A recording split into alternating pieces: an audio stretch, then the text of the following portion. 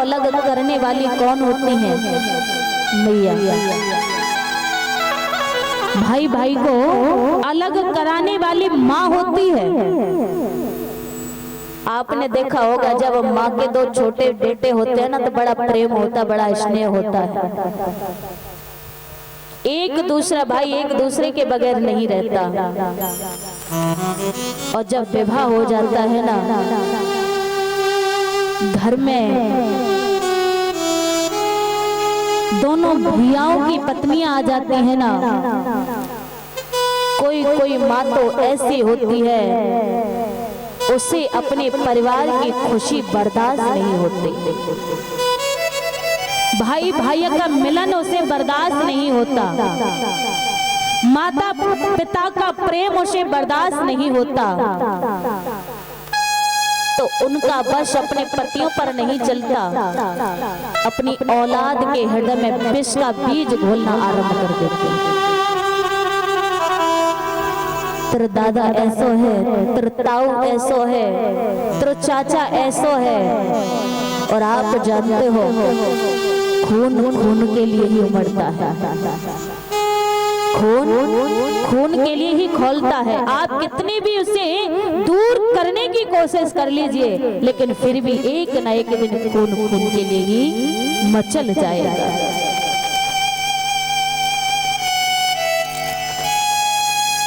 मैंने यहाँ तक देखा है जो दोनों भाई है ना, इतना प्रेम है, इतना स्नेह है, भाई बनकर के नहीं रहते, वो मित्र बनकर के रहते हैं। और जब घर में उनकी पत्नियां आ जाती है ना, जो मित्र थे, जो भाई थे, वो दुश्मनी में बदल जाते हैं, एक दूसरा मारने के लिए तैयार हो जाता है। एक दूसरा भाई दूसरे भाई का खून पीने के लिए तैयार हो जाता है। किसके कारण? नारी के कारण।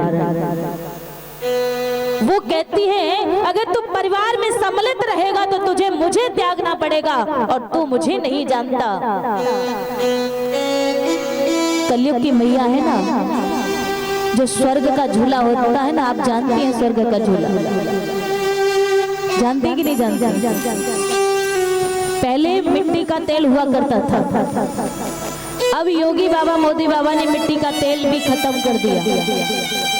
अब स्वर्ग का झूला क्या है? घर घर में कोने कोने में पंखा लगा हुआ है, बस साड़ी को लटकाया और उस पंखे से झूल जाती है। बेटे वाले को बर्बाद कर दिया।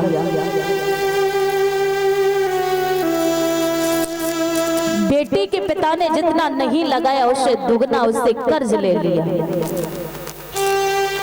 तो प्रत्येक परिवार को यही डर रहता है। और माँ कहती है बेटा तेरी बहू तो लड़े करे ना, तो तू मुझसे दूर रहो करे, मेरे पास मत आओ करे लाला। मैं तेरी दूर से छवि देख करके मेरा मन भर जाता है। और आप जानते हो जो पत्नी होती है ना, और माँ के समक्ष कहे तो पे मरियो ना गयो है, तू काय के लिए जी रहो तो पे मरो ना जावे। जो माँ ने कभी तेज आवाज में अपने पुत्र से नहीं कहा, और आज वही पत्नी माँ के समक्ष कहती है ना, तो माँ अपने लाला से कहती है लाला तू मेरे पास मत आवे, तू अपने परिवार में खुश रहे, भाई में मेरी खुशी है। तो मैया क्या करती है? अपनी औलाद के हृदय में विष घोलना आरंभ कर देती है। तेरे ताऊ ऐसो है, तेरे चाचा ऐसो है, सारो माल ले लियो। अरे जिम कोठी भी बनाई है ना तो तेरे पापा की मेहनत की है, तेरे दादा ने सब कछु यही दे दियो, तेरे बाप पे कहाँ रह गए? दोनों भाइयों में दुश्मनी हो जाती है। और आप जानते हो चाचा होते हैं, चाचा अपने भतीजों से अपने से ज्यादा प्रेम करते हैं।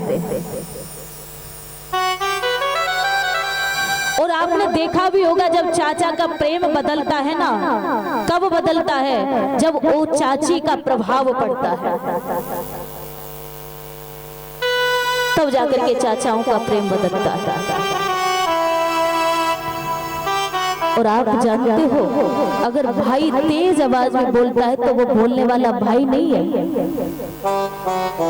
इस्तेमाल भाई को किया जा रहा है, लेकिन जुबान तो किसी और की है। जो छोटा भाई बड़े भाई से कभी नजर तक नहीं मिला पाया और आज वो जायदाद के चक्कर में झगड़ा करता है ना, तो वो भाई लड़ने वाला नहीं है, वहां लड़ने वाला तो कोई और है।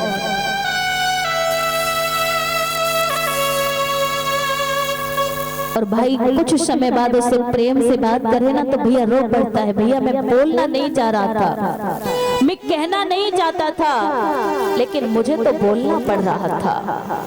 अगर मैं ऐसे नहीं बोलता भैया वो मर जाती और हम सबको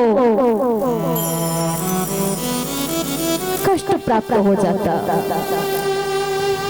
तो भाई आपने देखा होगा, दोनों परिवार की जब पत्नियां होती है ना, उस समय नहीं बोलते, कहीं बाहर जाकर के वार्तालाप करते हैं। आज भाई खेतों पर जाकर के मिल रहे हैं दोनों भाई। और आप जानते हो, घर में थोड़ी सी फूट पड़ जाए ना तो कुछ चुगलखोर ऐसे होते हैं, एक गेहूं के दाने में जो घुन होता है ना, घुन काला कीड़ा, जब वो गेहूं में यानी कनक में प्रवेश कर जाता है ना, तो एक कनक को जब घुन पोला करता है ना, तो पूरे के पूरे धाग पोली हो जाती है। होते कि नहीं होते? पूरे के पूरे कनक खराब हो जाते हैं, केवल किया किसने? एक काले कीड़े।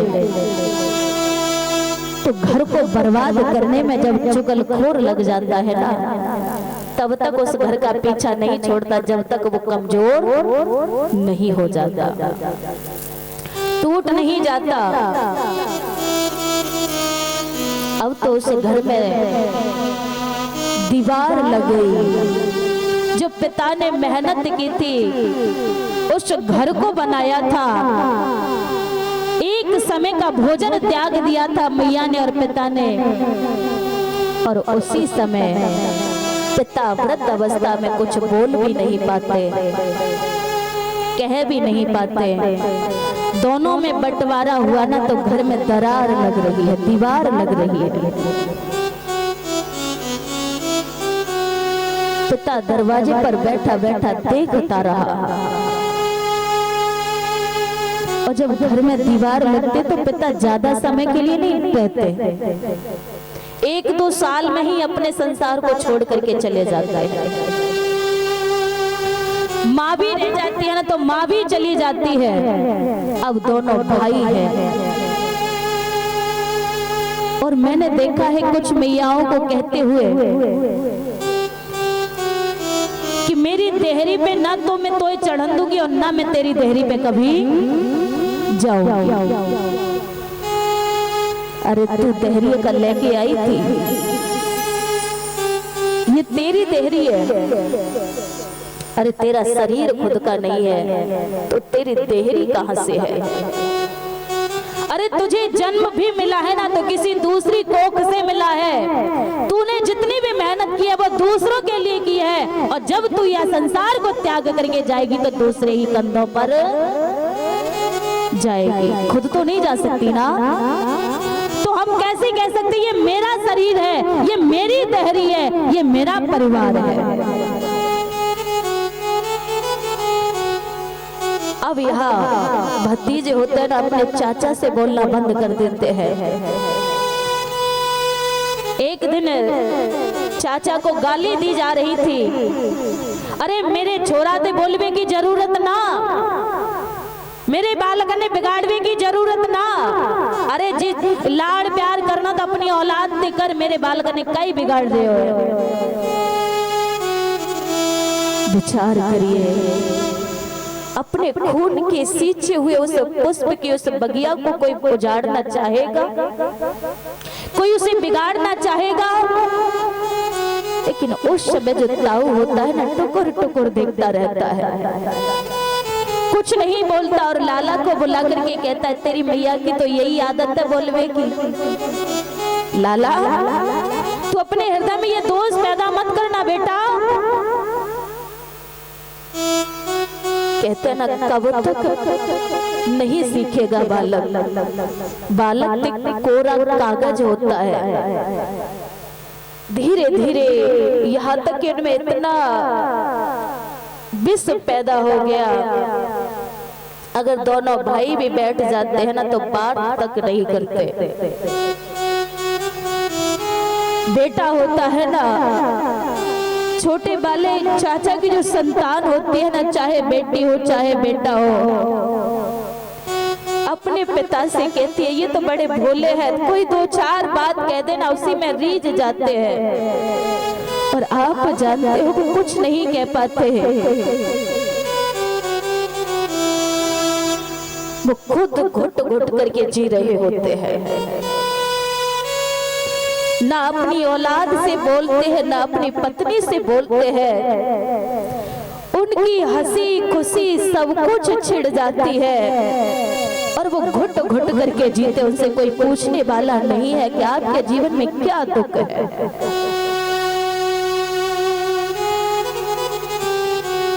अगर उसे भोजन भी दिया जाता है ना तो चुपचाप भोजन कर लेता, वो एक शब्द भी नहीं बोलता।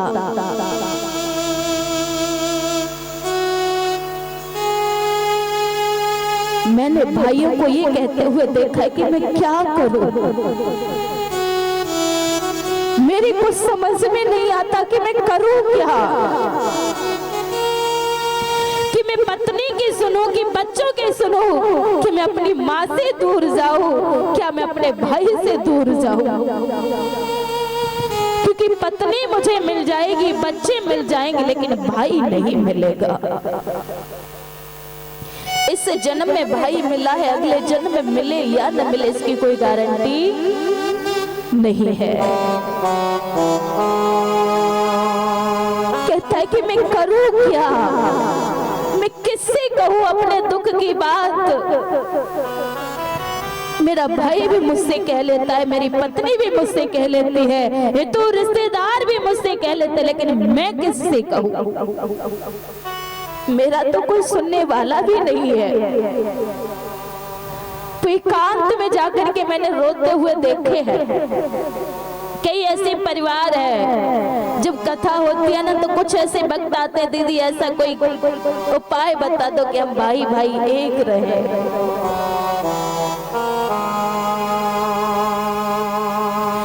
आज उसी समय कुछ समय बाद बड़ा वाला भाई था,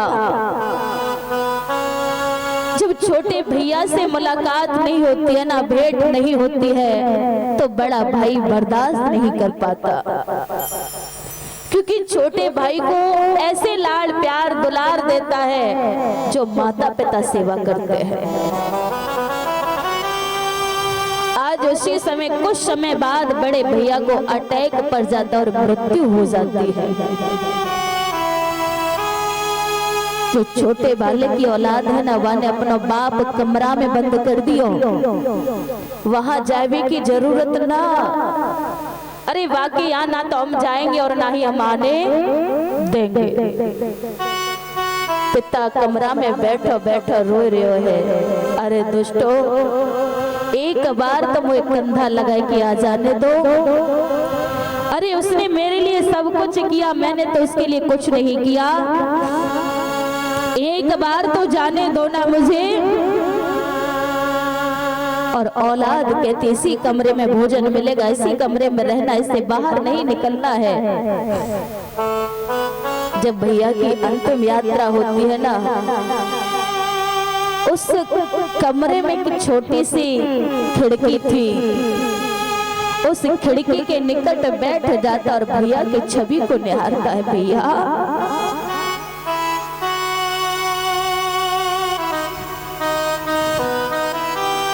अगर मुझे अगला जन्म मिले तो हे प्रभु ऐसी नारी न मिले। आज उसी समय आरती निकलती हुई जाती है, अपने भाई की छवि को निहारता है, टुकुर टुकुर देखता है, कहता है भैया आपको अंतिम समय में अपना कंधा भी नहीं दे पा रहा भैया। मैंने तो मना किया था कि मेरा विवाह मत करो भैया, आपने तो मेरा विवाह करके मुझे खुद से ही अलग कर दिया भैया। मुझे क्षमा कर देना भैया। शमशान घाट में ले जा करके मुझे रख दिया जाता है ना, नगर गांव मोहल्ले के हितू रिश्तेदार उसका इंतजार करते हैं भला कहीं से आ जाए, लेकिन नहीं आया, उसे फूंक दिया गया और उसे उस घर से जब तक नहीं निकाला तब तक उसकी 13वीं नहीं हो जाती है।